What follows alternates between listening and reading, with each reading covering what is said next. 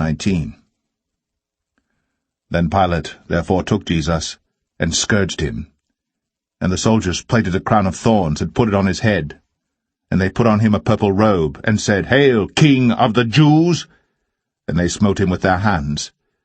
Pilate therefore went forth again, and saith unto them, Behold, I bring him forth to you, that ye may know that I find no fault in him. Then came Jesus forth, wearing the crown of thorns and the purple robe. And Pilate saith unto them, Behold the man!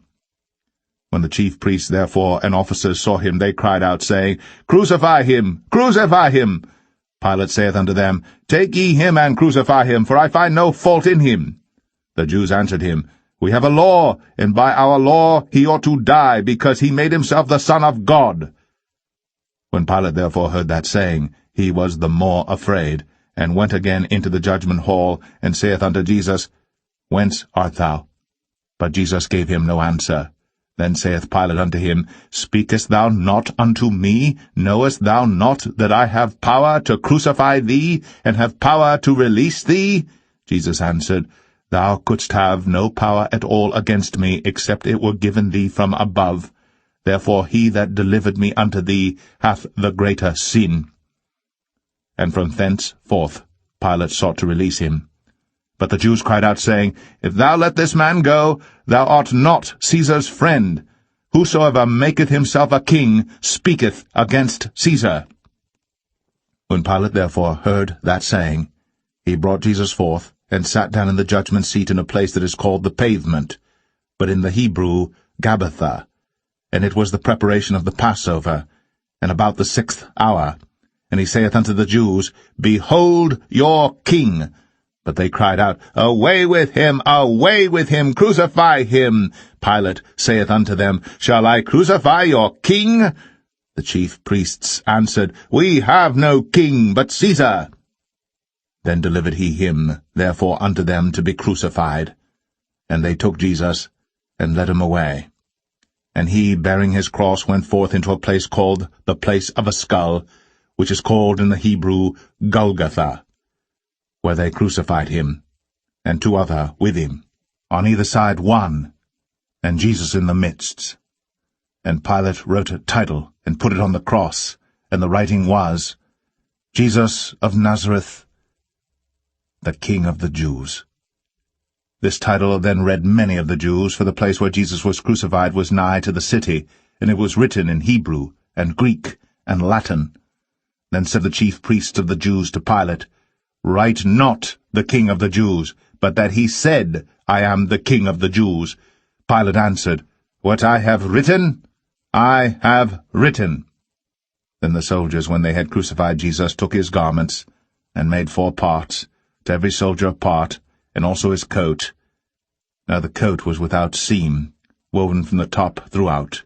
They said therefore among themselves, Let us not rend it, but cast lots for it, whose it shall be. That the scripture might be fulfilled, which saith, They parted my raiment among them, and for my vestures they did cast lots. These things therefore the soldiers did. Now there stood by the cross of Jesus his mother, and his mother's sister, Mary the wife of Cleophas, and Mary Magdalene.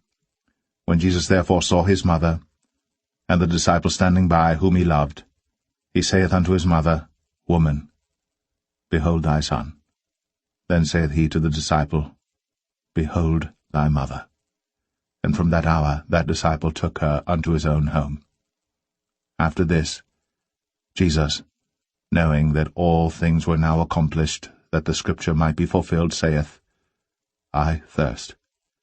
Now there was set a vessel full of vinegar, and they filled a sponge with vinegar, and put it upon hyssop, and put it to his mouth. When Jesus therefore had received the vinegar, he said, It is finished. And he bowed his head, and gave up the ghost. The Jews therefore, because it was the preparation that the body should not remain upon the cross on the Sabbath day, for that Sabbath day was an high day, besought Pilate that their legs might be broken, and that they might be taken away. Then came the soldiers, and brake the legs of the first, and of the other which was crucified with him. But when they came to Jesus, and saw that he was dead already, they brake not his legs. But one of the soldiers with a spear pierced his side, and forthwith came there out blood and water. And he that saw it bare record, and his record is true, and he knoweth that he saith true, that ye might believe. For these things were done, that the scripture should be fulfilled, A bone of him shall not be broken. And again another scripture saith, They shall look on him whom they pierced.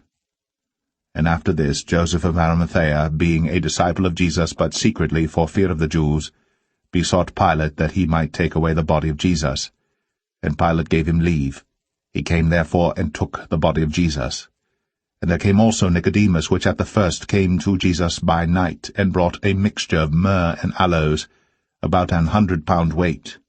Then took they the body of Jesus, and wound it in linen clothes with the spices, as the manner of the Jews is to bury. Now in the place where he was crucified there was a garden, and in the garden a new sepulchre, wherein was never man yet laid. There laid they Jesus, therefore, because of the Jews' preparation day. But the sepulchre was nigh at hand.